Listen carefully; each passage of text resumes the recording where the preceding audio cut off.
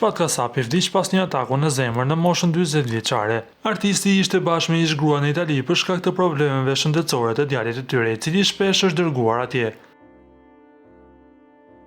Burimet e sigurta bën me dije se e para që pa shpatin pa shenja jete ishte Selvia, ish bashortja e tij. Bajta veten shumë, nuk ma merrte mendja. Ai në fakt në Itali ka qenë për 2 arsye, edhe për djalin ka një problem. Ati ka shkuar dhe për kurimin e tij bashkë me ish gruan.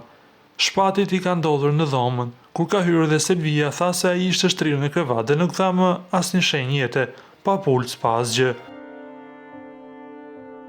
Ajo është rëngua dhe ka lajmëruar stafin e hotelit, që të flisja unë për Shpatin nuk do ma merrte mendja. Në këto momente duhet ta falenderojmë për momentet e bukura që na ka dhënë. U shpreh aktori Rezard Veleshnja. Jam rritur me të, që kur kemi qenë të vegjël, kemi qenë në aktivitete kulturore kudo. Kemi pasur një lidhje familjare shumë të mirë. Nuk e di çfarë gjendje do jenë familjarët, u shpreh me tutje. Me të ai tha se artisti nuk ka pasur probleme shëndetësore, por shtoi se ataku në zemër mund të ketë ardhur edhe nga gjenetika, pasi sipas tij edhe babai i këngëtarit pati vdekur në mënyrën e njëjtë.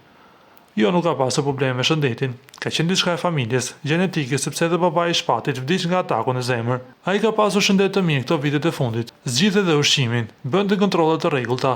Me sa duket dhe trupi mbase ndjen vetë dhe Shpatit i ndodhi kjo që nuk do më merrte mendje. Para 2 ditësh fola me të. Folëm 4 herë brenda asaj dite. Një nga planet ishte që kishte bërë për të qenë në shtëpinë të famshme në Shqipëri, por ja që nuk ishte e shkruar.